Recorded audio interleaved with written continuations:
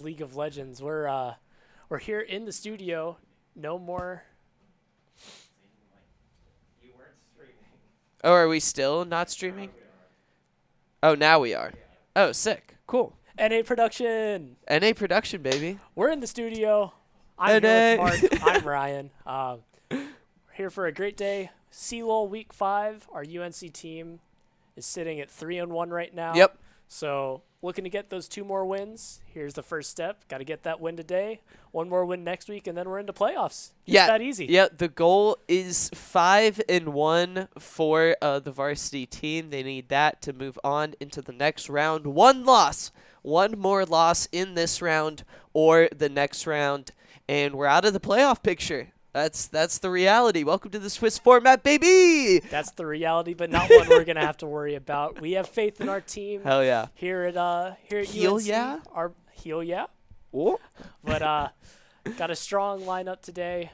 The lineup that you know and love. Our same boys as always. We're gonna see them take to the Rift for some easy action.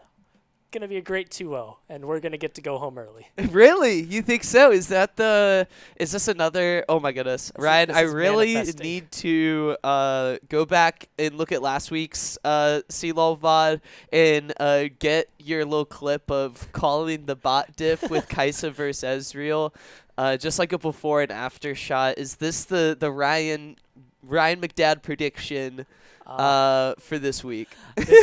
This is not the Ryan McDad prediction. We'll get that when we get into draft. This is Ryan McDad wants to go back to his dorm and watch something and have a nice relaxing Saturday. But for now, we are here. We get to watch. Yes, we League of are. Legends. Absolutely. It's an even better day. And it means that we're not watching TSM right now. So we're watching a team that has wins on the board. So Ryan, have you played the new champion? I have played Renata. Renata's a lot of fun. Yeah. I'm assuming that she's locked out for this week, just Yep. like Zeri was. Mm-hmm. Is it just a 1 week lockout? Because Zeri was only locked for 1 week. I think so. All right, Yeah. so maybe we'll see the Rami Baba Renata next week. Can't tell for sure, but Champ feels good. It's really interesting to play a character where you can control the other team's movement so far. Yeah. Or so much. Like, you have Poppy who pushes you in one direction, or something like Jarvan Cataclysm that traps you in one spot. But with Handshake on Renata, you have the opportunity to just Scorpion get over here someone. But you can also, like, throw them away if your team's getting closer. If they're running you down, you push them further back. I found that it pairs fairly well with Glacial Augment because you're able to land the Q on someone at a range, and then you still have the distance from them, and it slows everyone around them. It shoots out those ray beams. Right. Yeah. And Yeah. then you can throw them into someone else. So lots of opportunities that you can do there. We are going to be moving into draft right here.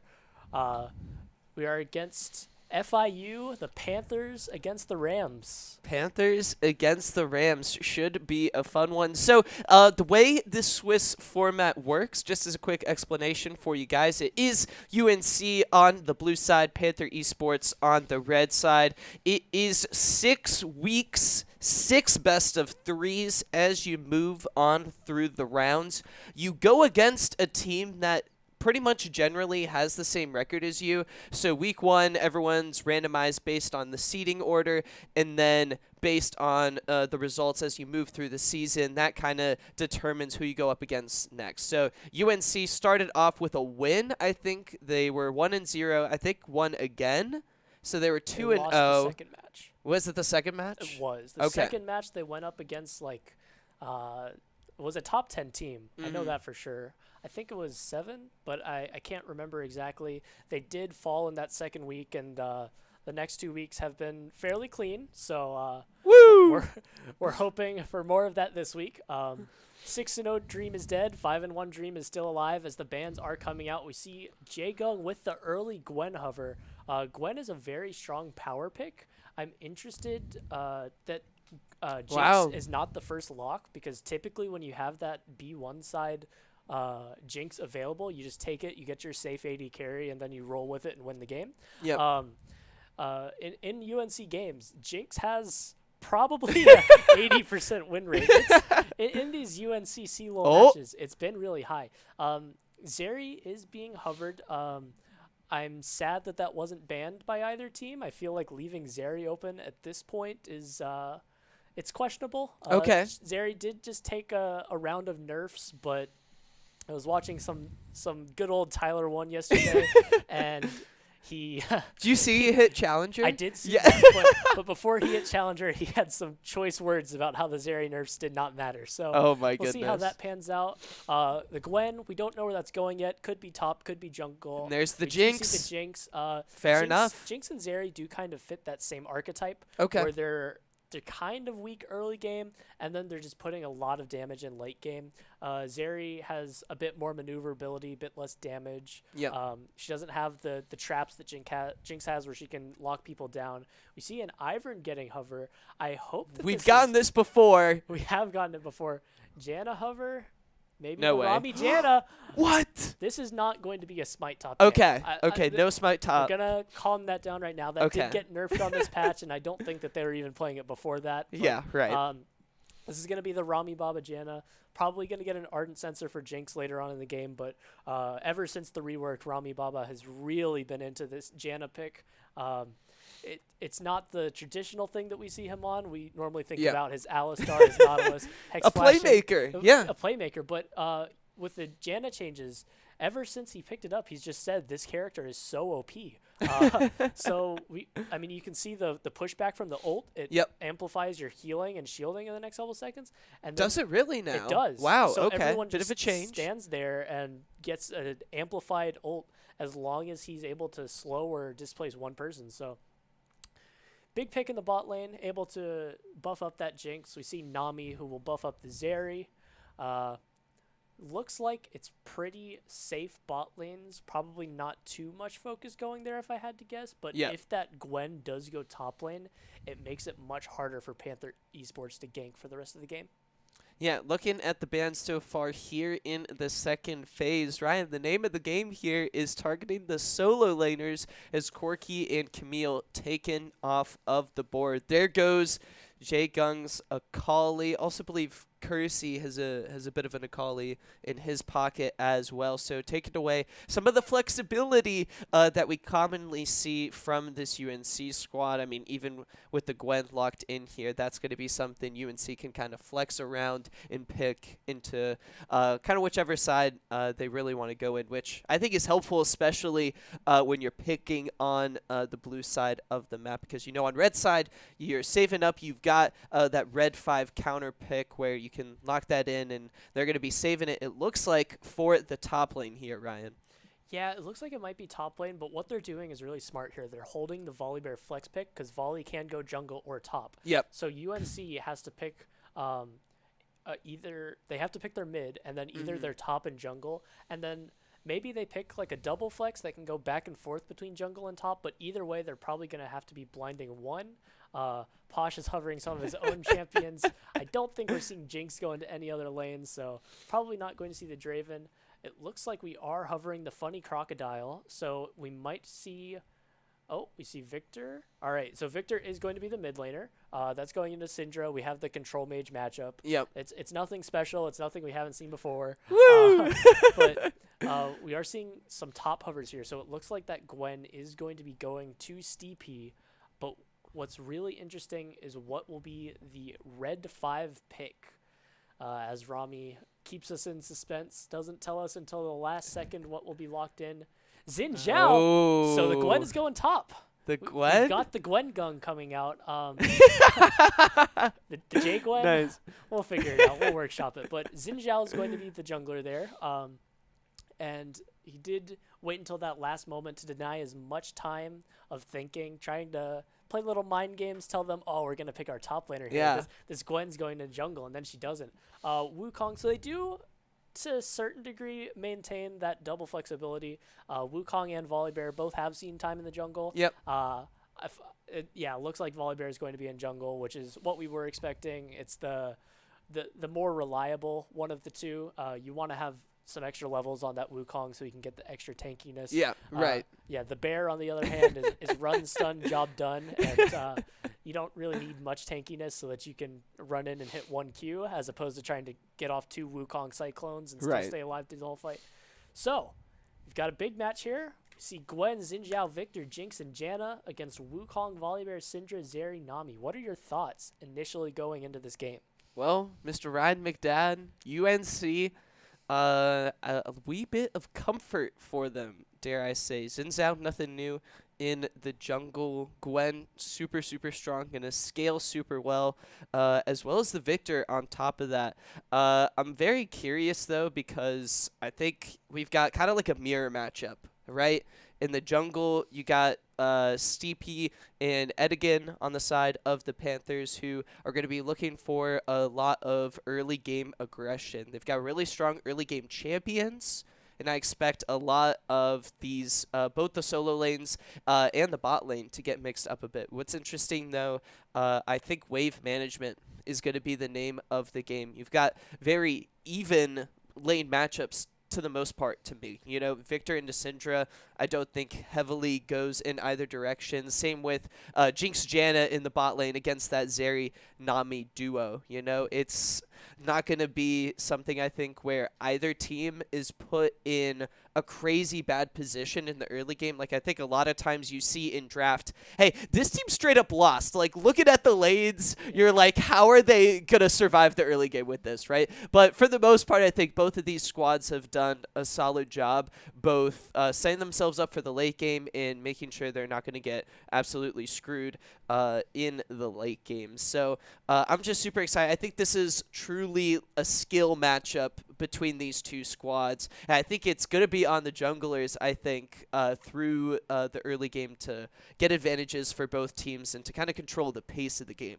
We'll have to see. Where do you think this game will go if we kind of get into the late game? You know, that's where I'm kind of curious where these compositional differences might come into play. Yeah, I think you've really hit the nail on the head with the mirror matchup. I think that if you look at all these champions, there's not really, as far as I know, a lane that just goes really hard in Yeah. favor. I think that either of these could go either way. It's going to come down to very, very small differences in the way that lanes are played. How are you able to set up for your jungler? How are Yep. you able to allow Xinjiao and Volibear to come in? Because these are both junglers who are fairly good at ganking. They're both fine with full clearing, but their power comes in their ability to hit that Q and run in as fast as you can, big mauling bear, or to hit the Xinjiao combo and then you jump on someone with the knockup. So those are both kind of denied with these compositions.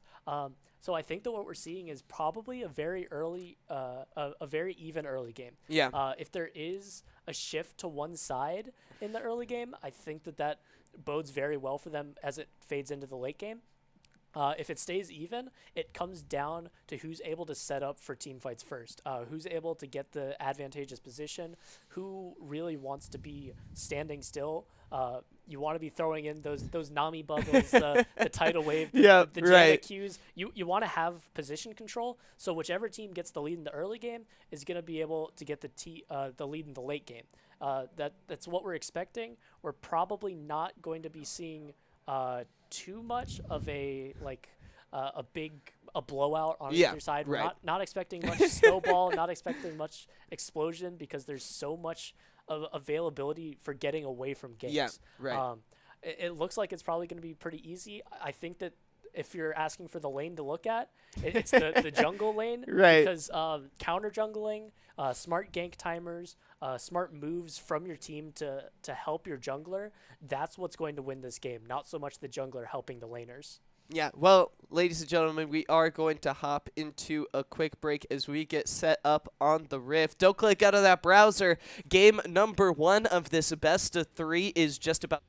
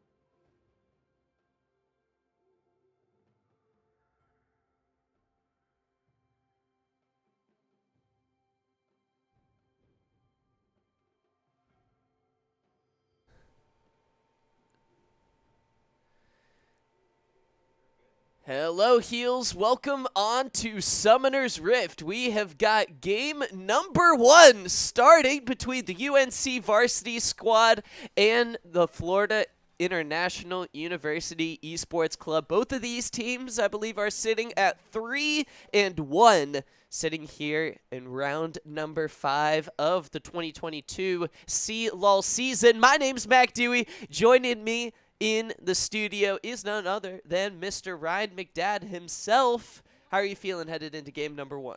I'm feeling good. We see a pretty standard 5-point. No one's looking for anything funky. No one wants to lose that lead right off the bat. Just gonna take our buffs and move on. Looks like Xin Zhao is looking to start on the top side. Volibear is as well. So we will see Steepy and Edigen pathing into that bot lane, looking for a fight at the bot crab where their duo lane can move up, support them. Rami Baba and Posh 1 taking the early bush position, maybe looking for a little bit of a surprise upon the Nami Zeri bot lane. Ryan, let me ask you this. We got Posh on the Jinx with lethal tempo. Zeri going for fleet footwork. Do you think that's going to have an impact down the line? I think it might have an impact late game where Zeri's Jinx, is able to stack up her lethal tempo, but Zeri doesn't really get as much value out of lethal tempo from what I've seen. Yeah. It makes her Qs kind of clunky even when she's trying to throw them out and there's the extra range, and she's already able to get in your face enough when she has her ultimate running. Yeah. So she doesn't really need it. Jinx obviously wants to be that hyper carry that's stacking up attack speed and just outputting a bunch of damage. So I think that this is pretty traditional, probably what we were expecting to see as far as keystones go. Alrighty. Both of these bot laners here kind of trading back and forth, but the heals coming from Forlorn's Nami, I think seriously helping things out a little bit for the FIU bot lane squad. J-Gun was second to hit level 2 and is now sitting with behind an entire level due to that huge wave about to hit into the tower. We see Steepy going into the mid lane. Gank coming in from the UNC Xin Zhao.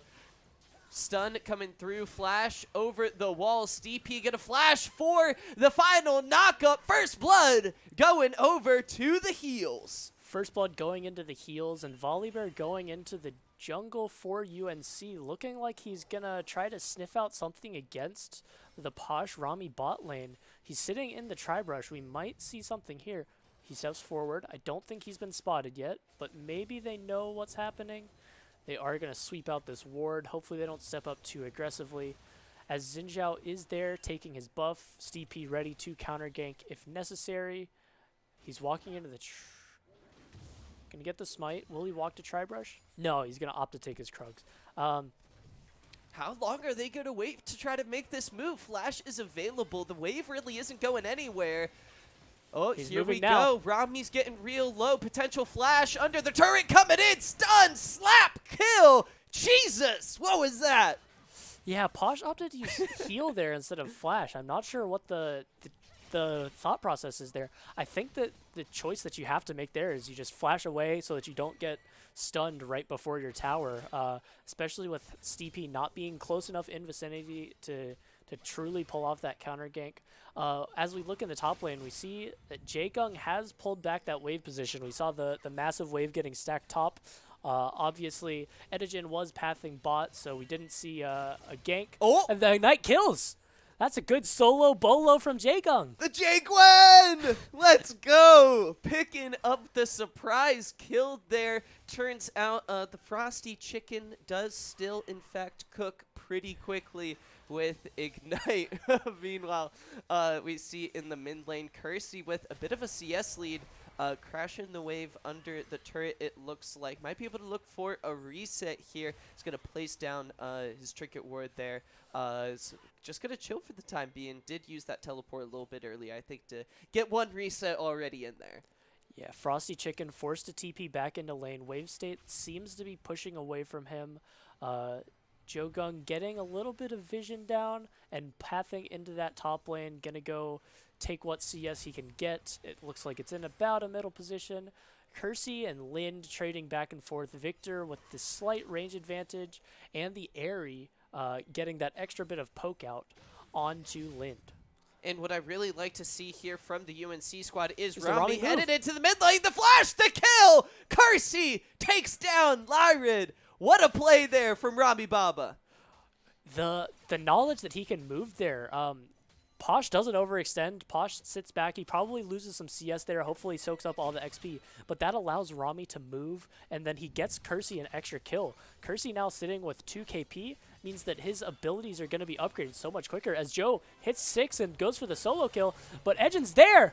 The jungler coming in, but Jaegung not going down, dishing out a whole lot of damage. And again, going low, trying to get the heal up. The win becomes light, and it doesn't even matter. Jaegwen picking up another kill in the top lane. Here comes DP dashing in. Oh, not going to get fooled there by the S-stop. Frosty Chicken ticking down as UNC Varsity picks up 2 kills in the top lane.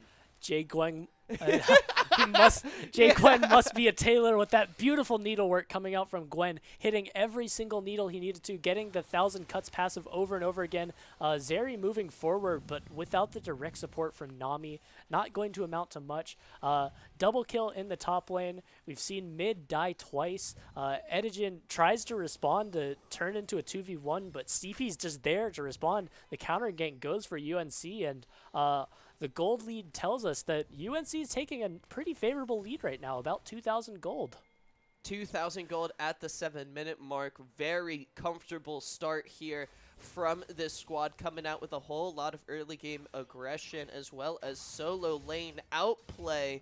Jaegun, meanwhile, Sin still a level up on Frosty Chicken, who's quickly trying to hit that level 6 mark. There's the ultimate, the Cyclone. Edgen's coming in bot. Rami Baba and Posh, summoner spells. Posh trying to flash away. Rami, no ultimate, no Monsoon, no Storm here in the bot lane as Rami gets taken down. Posh trying to fight back, not a whole lot of mana. Can't send the rockets flying. Is just going to be forced to back off and maybe try to CS safely once the mana comes back with the range from the rocket. We see the Cyclone used up in the top lane. Frosty Chicken with the Ignite, going to try to pick up a kill. He'll deal a whole lot of damage. Down goes the Jaegun. Shutdown gold going over to Frosty Chicken. But here comes Steepy, also level 6. Frosty just going to try to run his way out of this one. That's going to be an easy kill for the UNC jungler. Steepy on a killing spree, and this is what we were looking for. Dragon does go over to FIU Esports, but Steepy coming up really big here in Game 1, Ryan. Yeah, CP's truly popping off, but Kersey, with all of his extra lead and the Rami Baba hover, he's able to push Lind under tower. It's just really looking unfortunate if you're Syndra right now. You are keeping even in CS, only down 7, but that Dark Seal is looking pretty empty right now. There's not many souls that are trapped in an 0-2-0 Syndra's Dark Seal. And what's really critical here, Ryan, early on, at like the 8-minute mark, Kersey on this Victor pick already with the upgraded E off of the 1 kill and the 1 assist from earlier on. So UNC sitting super comfortably here, though they are now down 1 Dragon. Rift Herald has spawned, and Steepy is there, taking it down, picking it up already. Prioritizing the Rift Herald. Looks like he's backing off of it, moving to his blue buff, unless he already secured. Oh no, he secured it. Okay, so he was able to just take it right off. No, the game doesn't let us know anymore. It's just you gotta pay attention. You see it in his item, and yeah, just sneakily kind of picks that one up. Where do you think he's gonna put it? If we can see the tower plating, it looks like it's about 5 in each lane. So yeah. I think that he's probably going to try to hold it. I don't think that he'll be able to place it in order to get dragon pressure. So we'll probably see a gank come out, and then if that gank goes successfully, the Rift Herald just being placed, trying to get 4 plates off the tower. Maybe even a kill if it's in the bot, or maybe even a full tower if it's in the bot lane and you have that extra support putting out a little bit more damage. Right now, the Rift Herald is probably just going to sit there and be a faster back for the jungler. I will say, I wonder if you just try to give this Jaegun pick. Jaegun having such a solid game, I feel like, so far. Drop the Rift Herald there, maybe trying to open things up, maybe try to send Posh to the top side of the map, farm safely, and just play through this Gwen. Or send it bot lane, try to open it up, give Jay-Gwen the lane without the turret, and then send the Jinx to try to get an early top lane turret. We see a Chaos Storm, though, used in the mid lane. Syndra Ball, no scatter of the week. Unstoppable, flash away, though. Flash over. Edigan trying to follow suit, but Steepy coming in. The Rocket dealing damage. Edigan getting low. Edigan taken down. Not quite just yet. One Victor Auto after another. There's the Q to finish things off. Kersey takes down the FIU jungler. UNC pick up another kill. They're going to use the Rift Herald here in the mid lane to open things up for Kersey. Power is unleashed, but it's not enough damage to kill. The Stormbringer falls, and Edigen is back to base for the second time this game. Lind forced to reset, and as we saw a gank that turned into a kill that turned into a Rift Herald, and now they're going to try to blow open a turret, and since they have the ADC moved up, it's going to result in a turret falling. So the mid laner is going to get a little bit longer, and Steepy is going to have extra access to that red side jungle now, as it looks like he heads towards Crab to get a bit of vision control and a little bit of speed whenever anyone walks over it. Really solid rotations coming through from UNC. It feels like they keep catching FIU in these situations where they think they can take a fight, and then very quickly it becomes quite apparent that it's UNC favored. Half health for Forlorn as Kersey pays a visit to the bot lane. Looking for that empowered auto, not going to get it, but look at the death ray coming out. That's a lot of damage. 2 death rays and 2/3 of HP on Forlorn's Nami gone. Super Mega Death Rocket just misses. There was a heal just from Nami's normal heal, so probably not enough to kill, but maybe would have been enough to allow for a dive potential. We do see that the top lane is just trading back and forth, but after those 2 kills early on to Jaegung, he does have a large CS advantage. 20 CS is nothing to scoff at. That's another kill of gold. It's a 4v2 in the bot lane as Kersey and Rami Baba are stuck. They dodge the tidal wave. Thumbs up from Robbie. See you later. FIU, Rami and Kersey pulling off, dare I say, the grand escape out of the bot lane. They dodge a 2v4. They both get out, Ryan. Zeri's ultimate. Oh my goodness. Is Nami dead? Forlorn? Forced to flash away, actually. Forced to get out of there. Wow, the pressure coming through. Rami giving us another thumbs up. He's just spamming it at this point. I think they're starting to have some fun. I think that Rami's getting some confidence with his Janna pick. The tornadoes coming through, the monsoon blocking off Volibear and giving them just enough time to walk around the tidal wave means that no one got hurt. A little bit of scrapes and bruises, but no deaths in the bot lane in what was a 4v2 fight. Looks like that is going to turn into a dragon. Extra pressure for UNC. A 4K gold lead coming through. And now this extra bit of regeneration. There is that one red ward, so there is a little bit of vision breaking into UNC's side for FIU, but it doesn't look like it's going to be too impactful. We can see that UNC is definitely favored to take control of the jungles in this case, but Edigen is looking for another gank. Jaegung sniffs it out. He's just going to walk away. The move speed coming through. Forlorn's trying to help make it happen. Rami once again coming in right place, right time. Jaegung going to use the needlework, going to try to pull off the comeback. Here comes Frosty Chicken. Looking to cook up some Jaegwen. That's 1 kill. Steepy on a rampage. Gets a kill at the bottom side of the map. It's just Posh and Rami versus 4 Panthers in the jungle. FIU lurking for a kill. Not going to be able to find any of the UNC bot lane members. They back off. As that goes on, Syndra falls in the bot lane to a 2v1 from Kersey and Steepy. We see Wind becomes lightning and a death ray. Just an instant explosion for her. Too confident to walk into her own jungle at this point in the game. Looks Crisp replay, production crew. Thanks so much for that one. We do see that might turn into a bot lane tower for Kersey. Looks like UNC is going to allow Jaegung to move into the jungle, maybe get a little bit of camps back, or maybe just quickly run up instead. Edigen will just be clearing through his camps. We see that Jesus is backing. Kraken Slayer is complete. I'm not honestly sure how Kraken Slayer works on Zeri. I'm pretty sure that the Qs are allowed to be considered as autos for Kraken Slayer, and then you just kind of get a stronger Q that's actually an auto, that's actually a Q. But it doesn't Is really... it enough to come back, you think, here in this one? I mean, FIU down 5K gold. UNC starting to position around this Rift Herald. If you were in FIU's shoes, how would you approach this one? I think that you need to try to find a way to set up for this next dragon. I think Rift Herald's already gone, but you have objective bounties on your side. So what you're looking for is a time where you can pull a split map play, maybe trade 1 for 2 and then get an extra tower, or even trading even and then getting a tower favors you because you're down. I think that that's what they have to look for, but I don't know how easy that will be for them to come by, just based on how smart UNC is playing this game and how willing Rami is to move around the map. We see that he has slightly magical boots, which means once he completes to what I'm assuming will be Moby boots. Really? You think Moby's? I think that he's just going to be Speedy Janna. We see Chaos Storm, not going to be enough to kill. The pushback is a very helpful disengage tool. But Lind stepping back up, giving Kersey another opportunity. Kersey, I feel like, is just in a really fun way aggressive on these mage picks. Edigan's going to get caught out here a little bit. Slow down, Steepy laying down the damage. Kersey going to drop down the gravity field. Unstoppable Stormbringer comes in. Rocket for some damage. Question mark pings? I feel like that should have hit. No comment, though. No further comment. Rami and Steepy going to try to chase down the Zeri. Jesus gets flashed on. A lot of damage. Steepy goes unstoppable.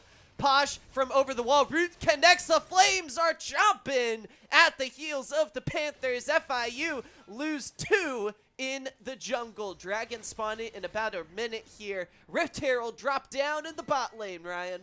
Monsoon came out from Rami, turning Steepy's health from 25% to 75%. Solo kill in the top lane for Jaegung, just taking this monkey down over and over again. Frosty Chicken is sent back to base.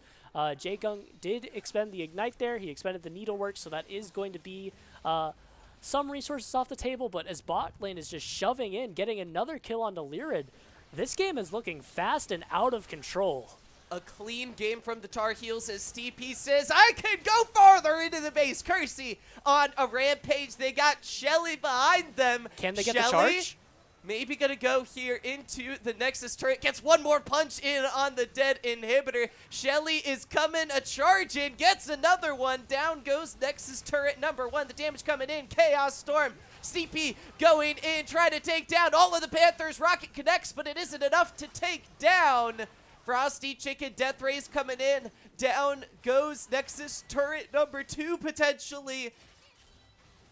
UNC realize they've gone far enough. The Hex Gates! Peace out, FIU. UNC dips out of there. Ryan, they pick up a bot lane inhibitor and 1 Nexus turret and escape the base. This is a complete heist. It looks like FIU is trying to run in, but Dragon should be dead before they get there. Flame Chompers will cut off Zeri. The extra tornado comes in, knocking her up, ensuring she can't get in. There now goes Zeri's half HP. your health. Jesus, gonna try to dash in.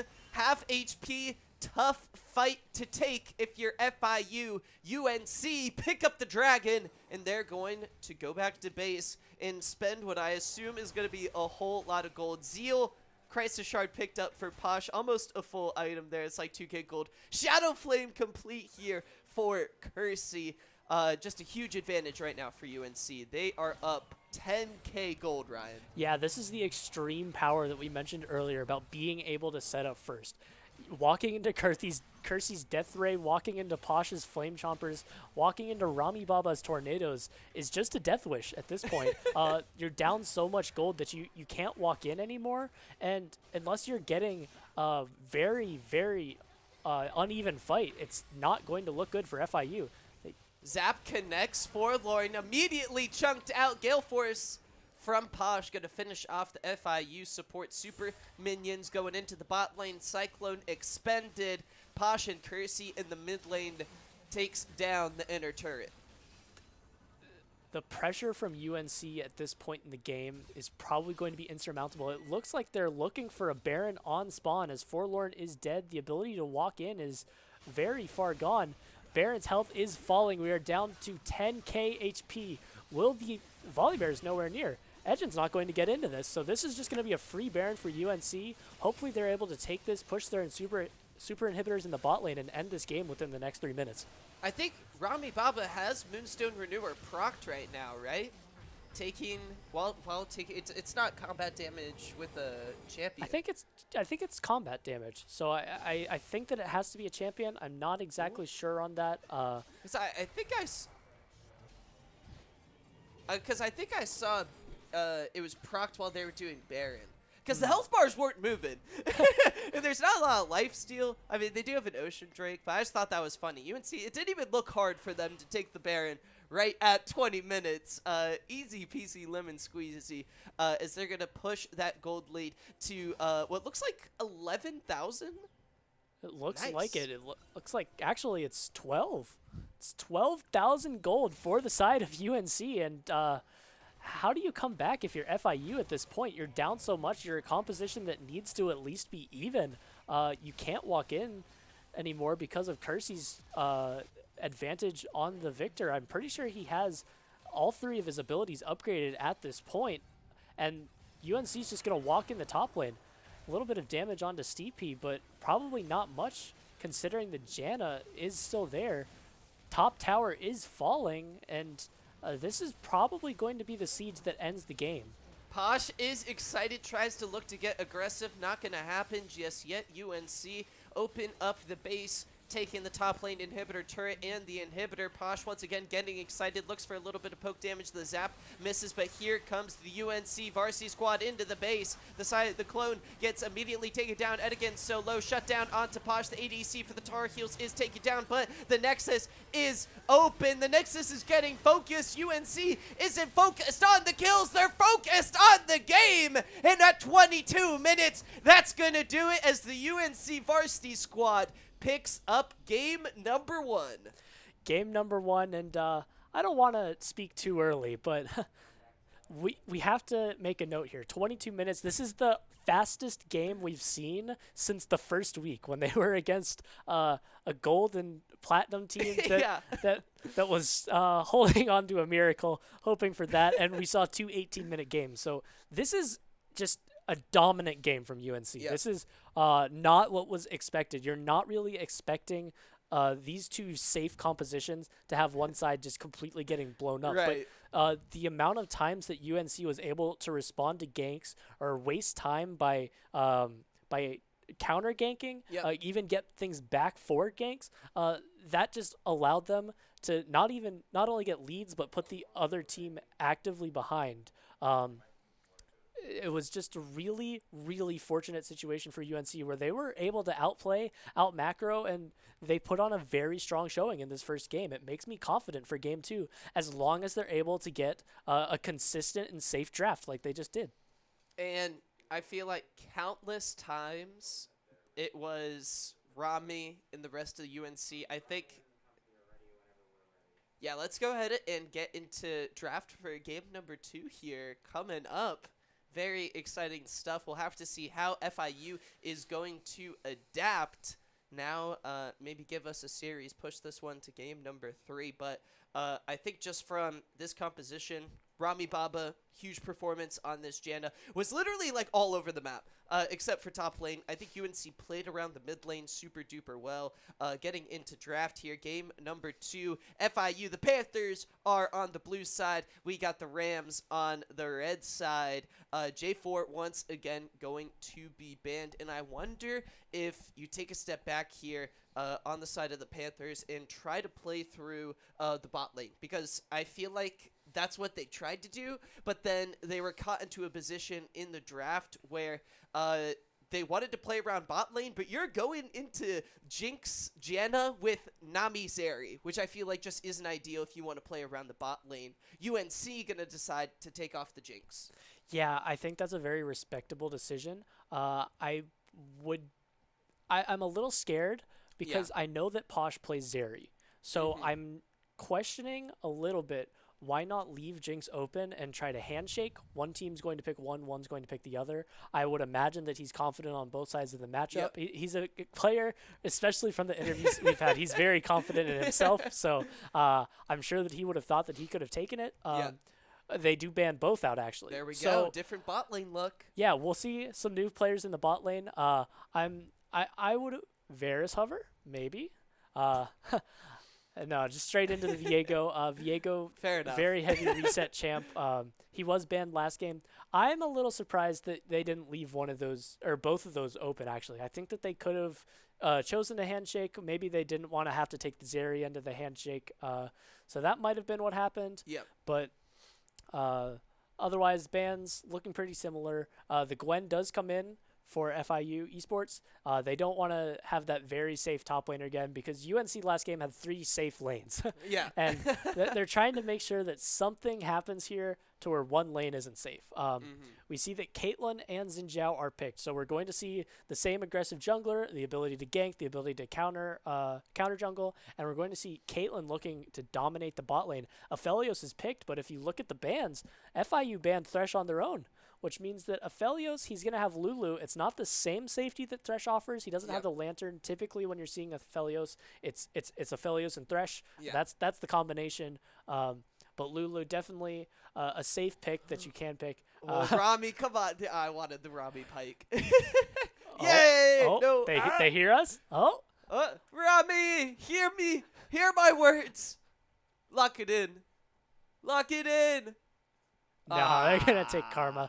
They're going to look to bully out this Aphelios and Lulu. Yeah. Lulu has a lot of safety with their shielding. Aphelios' his red gun, his Severum, is able to take a lot of healing, but it does come at the cost of his own ammunition. So Caitlyn and Karma are looking to outrange, which Caitlyn heavily does.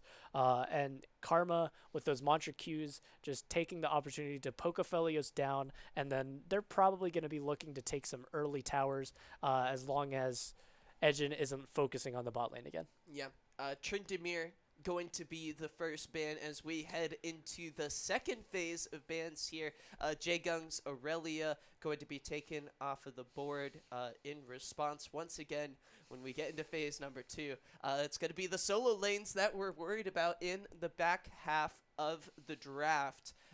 Just is the case right now. I think in the meta, especially within the ADC and jungle pools, based on who was banned away, but you just had J4 banned, as well as potentially Gwen in the jungle, and then Jinx Zeri, the kind of S tier ADCs taken off of the board. So Caitlyn Aphelios, I feel like kind of the next tier right below Jinx and Zeri, both teams not wanting to get caught in a situation where you let UNC maybe just get their hands on Caitlyn and you're on something that's not Aphelios. A little awkward here. Syndra, Orianna targeting the mid lane is going to be seen in the next round of bans from both of these teams. Just want to limit these solo laners, and we get the Ivern! For Kersey in the mid lane, let's go! Oh, we're seeing an LCS matchup here. We've got the Ivern. We'll see who we can bully out, but Victor is sad to pick into Ivern. That was LS's whole idea behind Ivern. He went on, and they're going to pick Victor anyway, it looks like. But no way. Do it. It's just Ivern's ability to sit in bush and get that extra poke. Flicking through Victor. Yep. All right. Wow. So okay. What we were expecting, but LS went on a podcast and he talked about this. He played countless games against Fudge. He played put the academy mid laner in, had him play against Fudge. All these different variations of runes and really wow. Hearing what LS does on his team is insane. But it sounds like there's so much passion in NA Esports for the team of Cloud9, which is always exciting to hear about. But in all of those variations, he was able to get Ivern at least out of the laning phase with Victor. You're able to trade back. You're able to shield through his death ray. You're able to stand there and tank the wave if you have to because you have that big, massive shield that also does damage. Yep. It makes it so that it's not as favorable as you want, but there's so many tools that Ivern has. He has the root. Once he gets 6, he has the ability to push from range with Daisy. Yep. I'm very excited to see how this Ivern pick goes. Set in the top lane, not something that you're really expecting to see, but I think that's just mostly to counter the Cho'Gath. Cho'Gath also not what we're expecting to see, but it's showstopper time. That's going to be a lot of HP on Cho'Gath, and that's going to be a lot of damage going directly onto Aphelios' head if Jacob can get that angle. So you have 5k HP dunk into the back line. That's the hope with the set pick. UNC bringing out Kersey's Ivern. We've seen it hovered so many times. for those who've been sticking with us through the CLoL streams this season, like every week, you guys know we see Kersey flash it, hover it in Champ Select. Finally, the day has come, and Ryan, I'm really excited. I choose to believe he's doing it for me. So what we're seeing in this game is pretty different than last game. There's not the same level of safeness on the teams. There is a little bit more so for the side of Panther Esports, but Caitlyn Karma, not what you'd really consider a safe lane. This is a bully lane. Like, they're looking to pound this Aphelios into the dirt and put him very far behind. Ivern, on the other hand, that is very safe. You're putting 2 enchanters on the side of UNC Esports. So if they're able to get into the late game and put all of these shields onto their Xin Zhao and their set, it's going to be a lot of healing coming out. One of them will go Moonstone, probably the Ivern. Karma has more opportunities to get shields onto more of her team, so she normally opts for the Shirelias. So you're getting move speed, you're getting healing, you're getting shielding, and it's all getting amplified as the game's going on. You have Caitlyn sitting in the back free hitting with her extra range on top of Aphelios, and if they're able to get set up, we're still seeing the same thing. They're able to get set up, they're able to take a fight, and then they send Xin Zhao in and say, go. You have 1k shielding, extra HP, effective HP, go. Take it. In the top lane, set not really like safe, but into Cho'Gath you don't really need something that's safe because Cho'Gath has a lot of power in those first 3 levels, but afterwards he's a health bar that's looking to out-sustain you. So I still think we're seeing the same thing where we're looking at jungle more than we're looking at most of the lanes. The only really caveat to that is we're looking to see Posh 1 get at least 4 plates on the bot tower. At least. Hopefully more. I mean, I wouldn't mind seeing him take it at 8 minutes again and then move mid lane, but we don't have the Rami Ziggs this time, so might not be able to explode those towers just as soon. Right. We'll see. But we'll see. Yeah. Posh, Rami, very aggressive in the lane, as you mentioned, just based on the champions they should be. But after knowing these players, seeing the play style, Rami's Karma, I feel like, is just such... Like, it's fun for us to watch here in the studio, watching him just absolutely berate with Poke over and over again. Furlorn might be in for a tough lane. We'll have to see how... It's a double-ranged matchup this time around, so Jesus and Forlorn have the potential, I think, to play pretty safely, but still should be really fun to watch. That's going to do it for us here in the Champion Select. We're going to hop into a quick break before hopping onto the Rift for game number 2. Don't click out of that browser just yet. I've been Mac Dewey, Brian McDad sticking with me in the studio. We'll be right back on the Rift in just a little bit.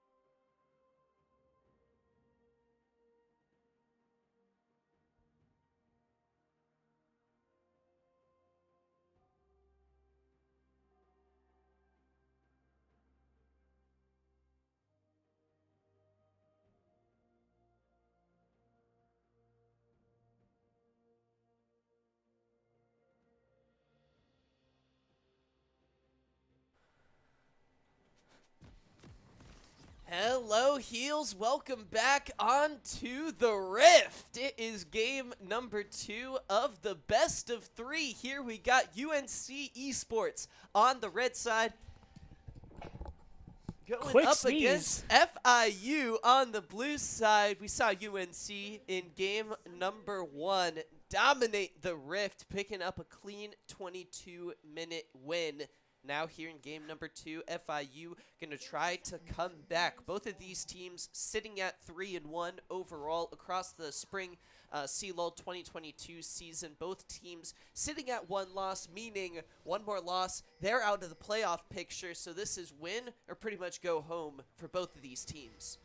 Kersey has his bushes set up in the mid lane. This is what we're expecting to see from Ivern, and this is what was happening in all the LCS games. When you sit in a bush, you get empowered auto attacks as Ivern. So he's going to put down his bushes, and he's just going to, for the first level or so, he's just going to trade autos back and forth. He's just going to take his time, get the CS where he can, and then once he gets his shields and his Qs started up, then he can start looking for a little bit of poking and trading back and forth. But early game, he doesn't really need to do much. We see that he has the Doran shield.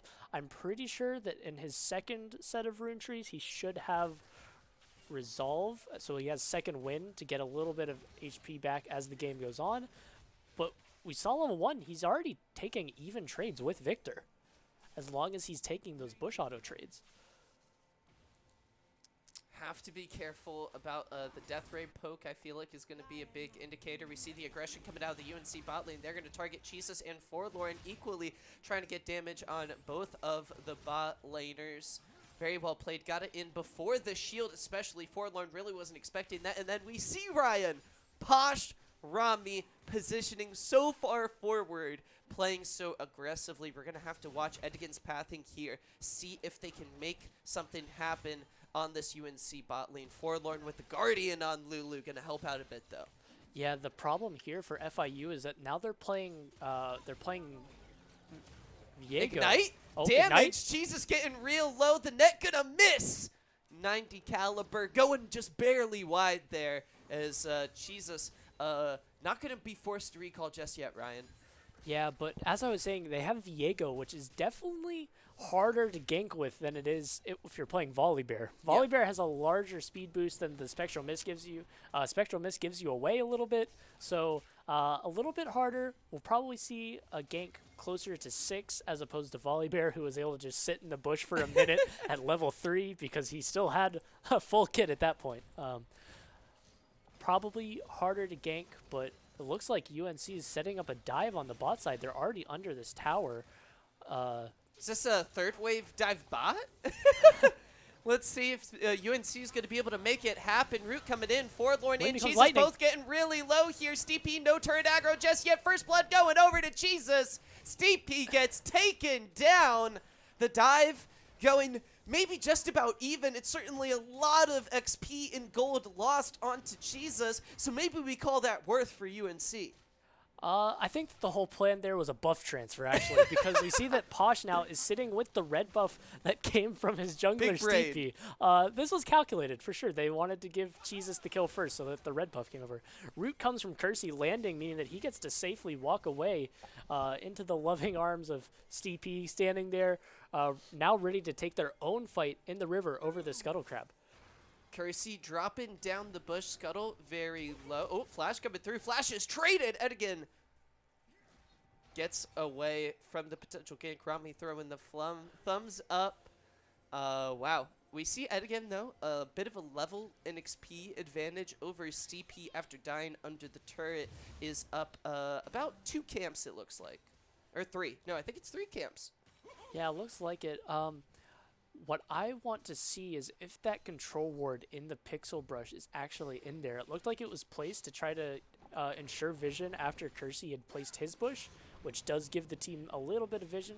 You see that the blue buff is down, so maybe Kersey will be able to walk over and get his own free blue buff because of that Friend of the Forest passive. Nice.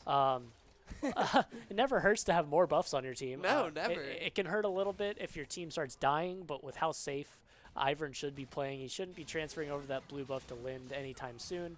Jae Gung looking for some trades back into the top lane. Frosty Chicken is out of mana. So is Ignite onto Jagung, but the it doesn't matter. Cho'Gath.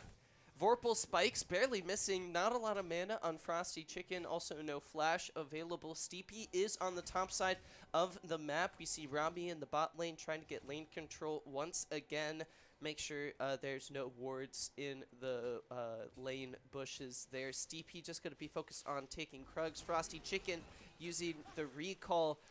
No kills going over either way in the top lane. As it does look like, Ryan, that control ward did make it into the bush. Posh going to get stunned up here. Posh gets shielded. Move speed. Going to try to flash away. Does successfully do it. Rami with flash available. Just going to be able to walk away.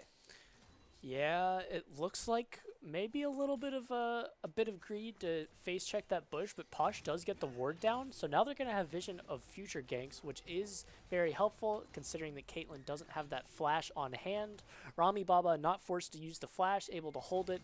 Diamond hands don't sell, and now with this, Steepy's looking to engage on the top side because of how he saw the gank on the bot side. Steepy gonna get collapsed on here, knocked up with Forced the to flash. Rupture. Gonna be able to get away. Flash over. Lyrid picking up the kill onto the UNC jungler. Showstopper coming in. Jagung just gonna walk away from the fight. Daisy comes out. Forlorn getting so low in the bot lane. Ryan McDad, there is action all over the Rift. Action across the Rift, flashes down in most places. It looks like the only person with a flash at this point are Rami Baba and Jagung. So something interesting going on there, but it seems that Steepy got a little overzealous. The poke is coming out in the bot lane, back down to 1/3 HP for Jesus, so this will probably turn into another plate for the side of UNC Esports bot lane, as Jagung is getting some trading in the top lane. He was able to get his back.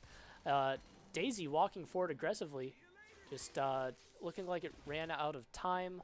We will see Daisy later. It's not the longest cooldown in the game, so here's the shield coming out to push, and it looks like Kersey, for the first time in a match, it looks like he's playing this Ivern very well. For the first time? In a match. In a match. He's playing it superbly here with a 20 CS lead over Lyrid. Was able to pick up that kill in the top river, flashing to take down Steepy with the Death Ray. Well, Ryan, we're about halfway through the early game, the 14-minute mark, marking the time when turret plates fall off of turrets. Posh picks up 2.5. At this rate, we might see that bot lane turret fall down altogether.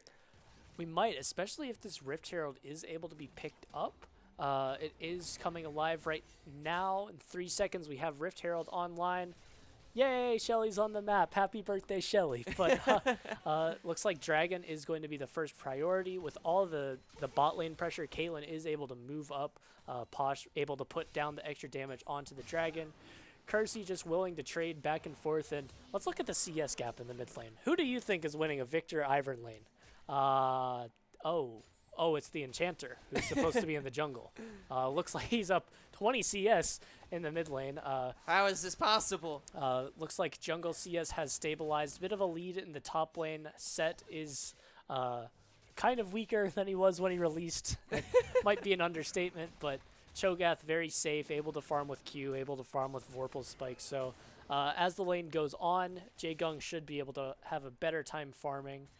Still not too far behind. And in the bot lane, again, another 20 CS difference. Well, I'm interested here. Do you think the Cho'Gath should have gone Ignite? I mean, Frosty Chicken was close to picking up a kill onto Jagung earlier, but I feel like no flash puts you in a really risky position going up against the Showstopper. No flash puts you in a weird position. I don't know what the thought process is there, because I don't think that you're ever really expecting to kill Set. So maybe there's the thought that we need an extra Ignite to apply Grievous in the late game once Moonstone has come through. But I think that the other idea is just that Cho'Gath is so safe that he doesn't need Flash in the early game maybe. And unless you're fight Edigan getting so low. Silence comes through. Ultimate from Edigan. Gonna get him out alive. Daisy coming out and saying hi. UNC looking like once again we see Posh able to play safe in the bot lane on these long-range ADCs. Rami roaming to help the rest of the team. But it's going to be FIU in the bot lane. Jesus and Forlorn pick up at least one plate. But Rift Herald, Steepy is taking care of business. It looks like Ryan, he's going to be able to pick that one up. It looks like a whole lot of nothing, but it does amount to that Rift Herald, as you said. Sometimes a nothing trade still is favorable, and this time it's favorable for the side of UNC Esports. Getting that Rift Herald is going to allow for even more tower pressure. I wonder if this goes into the bot lane, ensures the bot lane tower execution, and then you move the bot lane with the remaining time that's left. It looks like there's about 3.5 minutes, probably about 2.5 by the time the Rift Herald will get placed. So maybe the Rift Herald can be placed somewhere and the bot lane can move for a little bit of extra tower plating, but we'll just have to see as that third tower plating in the bot lane is about to fall. UNC, Posh, he's just trying to make you proud. He's making me proud. He's a bit of the ways there. Sniper shot from Posh going to connect onto Jesus. That ace in the hole. Yeah, ace in the hole doesn't execute, so it's kind of just fine to throw out, especially as Aphelios is getting low. Yeah. And you see that the shield has already been used, so you know that the damage isn't going to be blocked. It's fine to just throw it out, and then now the gank becomes that much easier. Rift Herald comes out bot lane. I wonder if he just placed it so that he could sweep and get ensured vision. Forlorn's almost dead. Oh, Jesus, look at the healing coming out, the Wild Growth plus the Sephirum ultimate coming out. Jesus gets down onto Steepy. Posh gets taken down as well. UNC losing 2. It is a double kill for the Viego. Edigan going off in the bot lane, as that's absolutely massive for FIU. Big play for FIU. Daisy not going to get enough. So what's going to happen here is probably Posh will come off of his gray screen into the mid lane. Oh my goodness, Rami, look at the damage. The 2 supports might try to poke around here. Edigan using the mist to just rotate away from the double range duo of Rami and Kersey. Ryan, for a second there, it looked pretty serious for a second. Yeah, it looked a little scary, but those kills still aren't even enough to sway the gold lead away from UNC Esports. The lead in the mid, which has mostly been caught up, but that massive lead in the bot lane, which has not been caught up. Jaegung gonna get the pull. Showstopper comes out as well. Frosty Chicken sniped and put down under the turret. Posh finishes off the chicken monster, as this is exactly what we wanted to see from UNC. Take down the turret in the bot lane and send Posh somewhere else. Now the Caitlyn pick for the UNC ADC, sitting up in the top lane, Ryan. Yeah, sitting in the top lane. Red buff is online. Friend of the Forest. Looks like Caitlyn not going to move to get it, just going to place down some vision control. Not sure where the enemy team is. Looks like Kersey's getting poked out. Rami and Kersey gonna try to turn this one around, but Kersey getting so low, gonna have to flash away. Steepy now in the middle of everything. No shields from Rami or Kersey. Those were burned already. Ace in the hole gonna come out. G's dude absorb it, taking the hit, gets real low. The poke damage starting to add up. J-Gun gonna try to get into the fight here. Flash still available. Wild Growth coming out, keeping Edigan alive. A lot of low health bars here, Ryan. But nobody has died just yet. Now Dragon's going to be started up here by UNC. Dragon started up, quickly falling. Steepy is going to secure it. And Objective secured by UNC. They pick up the second dragon of the game. Jesus missing the Moonlight Vigil. That feels bad, man, for FIU. They lose the EDC's flash, and they lose the dragon as well. UNC with a 1K gold lead and a 2-dragon advantage. I don't think Jesus successfully flash ulted there. I think that the flash came out too late, that the ult projectile was already out. Oh, yeah. But it's not going to hit anyone regardless, and UNC now with a 2 Drake lead and a 2K lead, as Posh is going to get some extra damage onto that mid tower. Plating has fallen, so we saw bot tower fall. No other plates across the map for UNC, I believe, but still a very favorable game state for them. The game only gets easier once Kersey gets his Moonstone. So I think that that's the next time where you want to set up a fight. Shelly isn't going to be coming up for a while. Next Dragon's in 4 minutes. So I think that the idea is to play safe for a little bit and let Kersey get his Moonstone, which he has. So throw that out the window. The idea is to set up a team fight around Kersey now. And when you also combine the Ivern pick with so much healing and as well as you get a lot of like sustainability and stuff. We have a little bit of a crash here in spectator mode. No worries. Should be coming back up here in just a second. The Ivern pick so strong. When you also combine it with the zoning capabilities, you got the bushes and you got the traps, can really set you up for a lot of success around these objective fights. Yeah, really strong pick here for UNC. We'll have to see if the item's going to come alive. Yeah, that's the other power of the Ivern pick that we haven't gotten to mention yet. Ivern is paired off with Caitlyn at this point, and Caitlyn has a side to her headshot passive where if she's in a bush, the headshot passive stacks twice. So instead of taking 5 autos to get to, you only take 3 autos before you can get to that headshot. Right. So getting a little bit faster headshot means a little bit more damage coming down the pipeline. The extra heals will come out from Ivern with the Moonstone. So this is looking like a pretty good team composition. There's a lot of different synergies going on around here. I really like seeing the Ivern pick. I'm very happy that we've gotten the chance to see it before it gets nerfed. Coming soon. Not announced yet, but we're calling it now. Fingers crossed. No fingers crossed. We love it. We love it.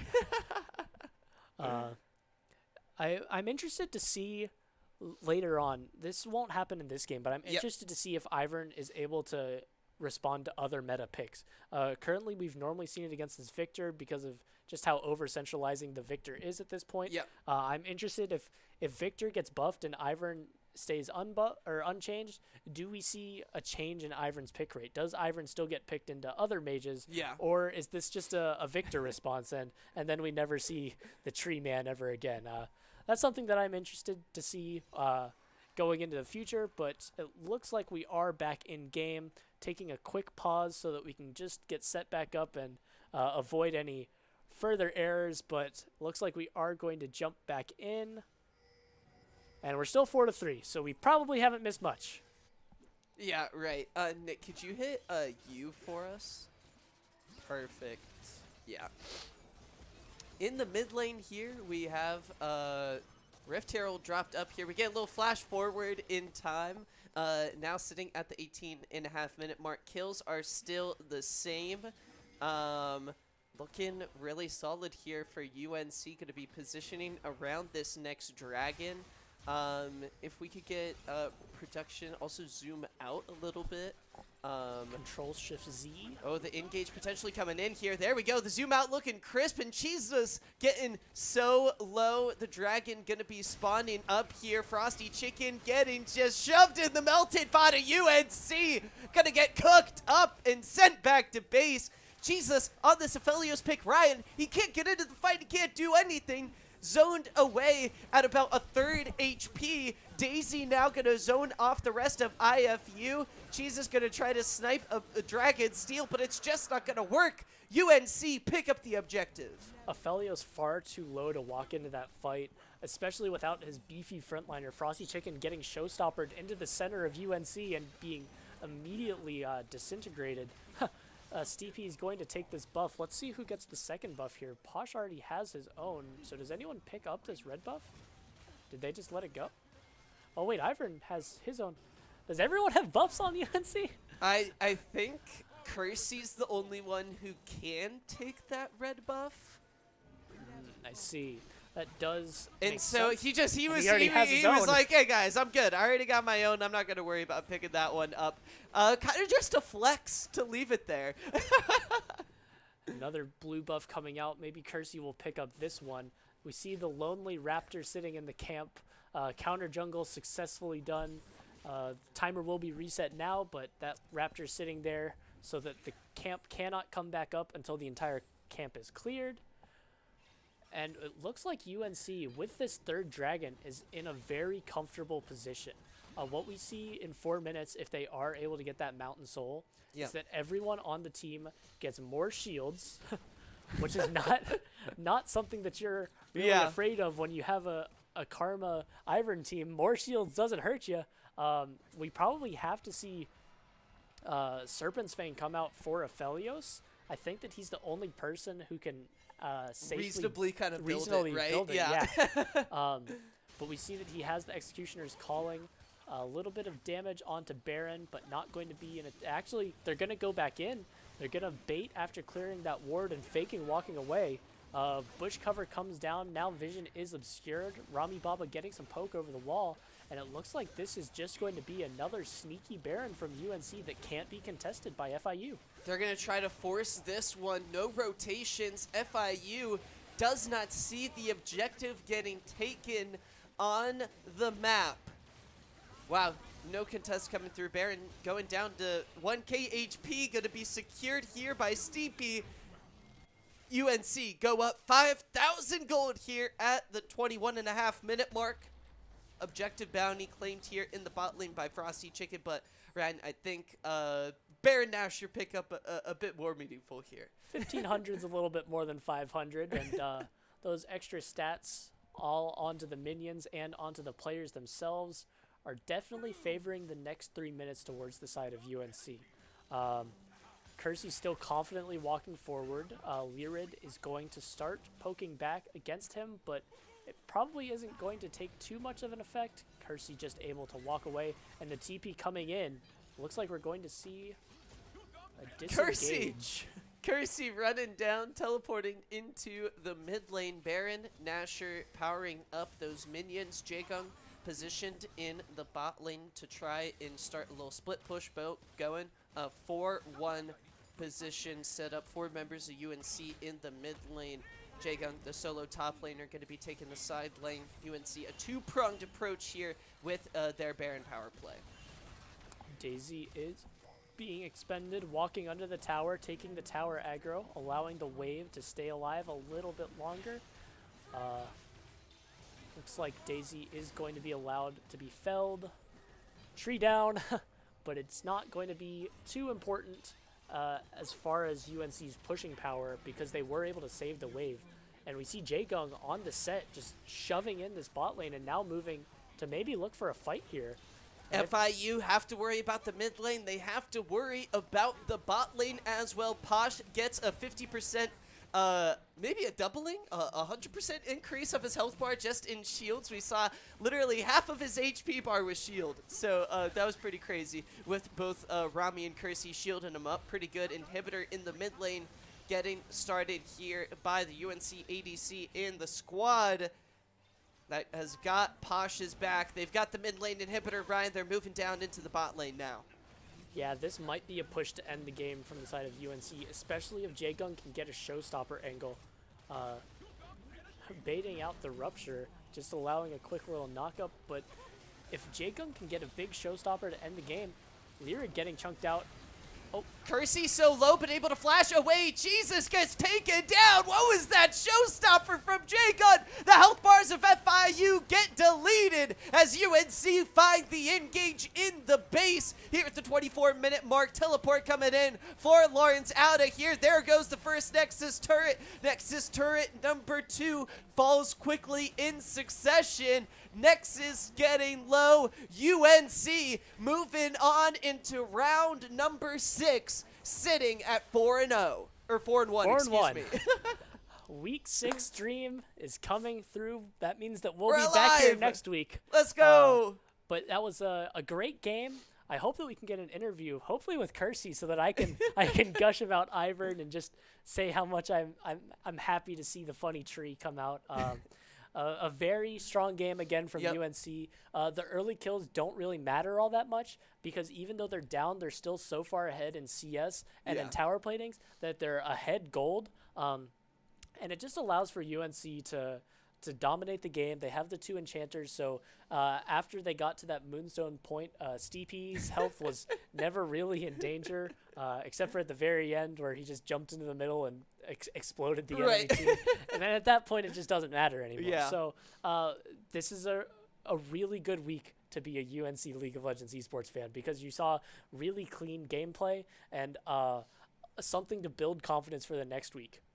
So I'm really excited to see what they bring out next week. I'm really excited to see the safe drafts that we were seeing. Gone are the days of sin. Embrace the church and bring out more Ivern. Well, we are going to hop into a quick break. stay with us. We're going to see if we can get a post-game interview with one of the League of Legends Varsity team members. Don't click out of that browser. We will be right back in just a bit.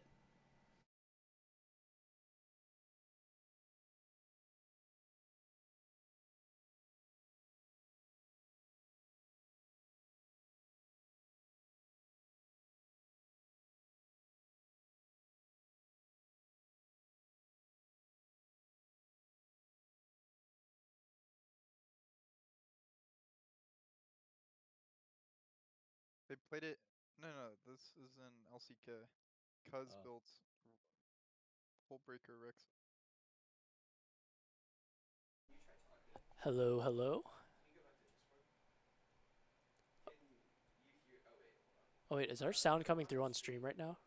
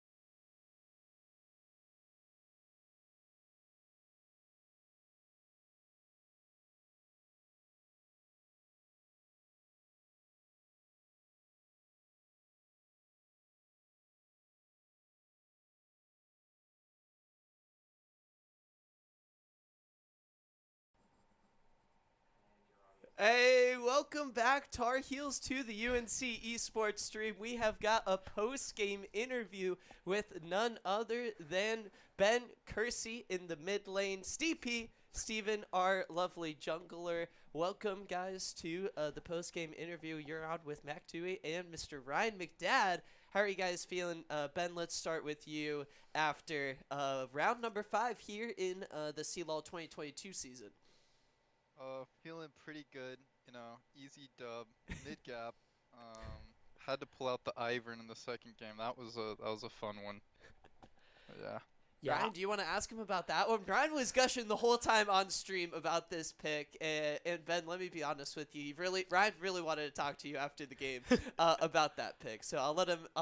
You go ahead, Ryan. So I've been waiting since it was locked in the first week of LCS. You've been hovering at every game. Like, I think that in every Risen League, in every varsity match, you've hovered Ivern, and then you just didn't pick it. And it made me sad every time because I wanted to see how you could do on that pick. So I'm interested to hear why today was the day. Well, I was just teasing you before then with all of those hovers. I knew you were really you really cared, so I had to give you a little tease. But today was actually, I think, my second time playing Ivern mid. And after the first game, I felt like I could probably play anything mid and do pretty okay. And the team was feeling like an Ivern, and I was feeling like an Ivern. So yeah, that's pretty much why. Well, I certainly hope to see it again. Your partner in crime, Steepy, Xinjiao 2 games in a row. Are you locked in Xinjiao jail, or is this just the picks that you are hoping for? Where's Sejuani? Well, he first picked Viego, so since I was pretty free, I pushed him to do the Ivern. Like I'm a junglers are a fan of the Ivern pick. Enchanter, Pocket Ivern, it's so nice to play with it. Yeah. But yeah, draft spot was really good for Ivern actually. On 4, we have to blind because we're on blue. We're on red actually, and so it was just a really nice spot for it. Or we were on blue. Yeah. Yeah. Steepy, it was a solid Xinjiao performance across the board. We love to see it.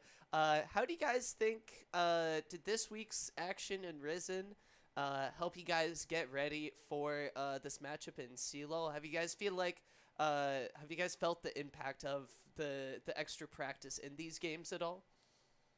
Yeah, it helped a lot actually. The Risen games, we actually did first time Ivern in one of those games, so it helped prep us for the Ivern pick here. And even though this team, their ranks aren't like super high, I did feel like we played a lot cleaner than we have in the past. So today, yeah, Risen helped a lot in preparation. So something that I've heard, I have it on good information, because I had to go to a meeting in someone else's place, that there was a team meeting today, and that everyone had to come to Jesus and talk together. And without going into details, no need to give away trade secrets, but how did that help you guys today? Did you guys feel the impact while you were in game together?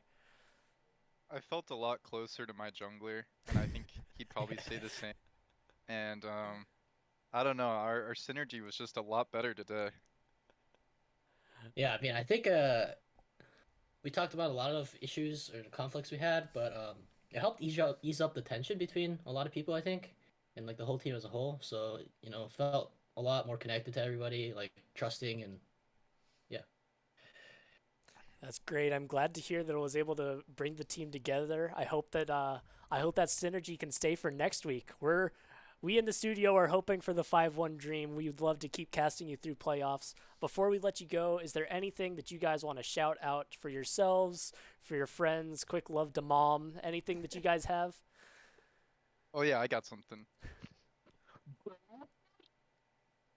Oh, Oh no.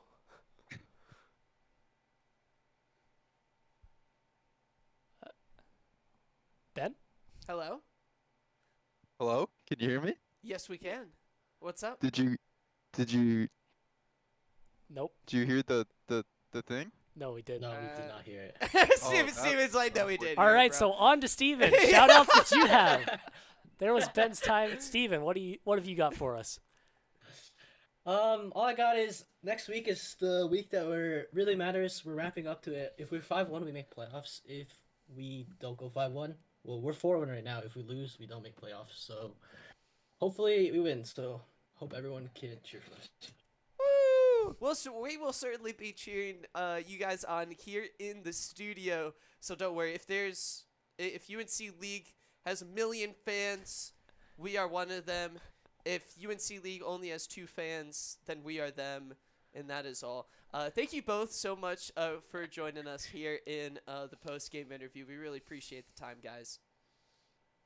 Yep. Thank you. Thanks for having us. Yep. See ya. All right. Big thank you to them, and big thank you to everyone who came out. You heard it here. Come back next week. The dramatic conclusion to the play-in stage. Swiss format, baby! Hopefully not the dramatic conclusion of all of it, because Right. we want more. Yes, we do. But please come back next week at 4 p.m. Unless there's any changes, that'll be the time again. And Yep. thank you to everyone who came out.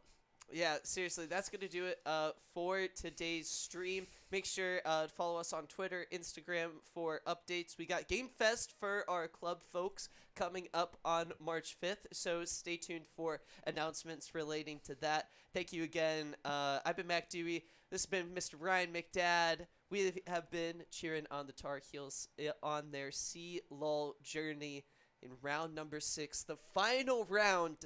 Is going to be live here, as Ryan mentioned, 4 p.m. next Saturday. Are we going to be moving on into playoffs? Well, there'll be only one way to find out. Make sure follow the stream. If you haven't, you can use the Prime sub as well. And stay tuned for more UNC esports action. Guys, that's going to do it. Thank you again. Hope you guys have a good Saturday.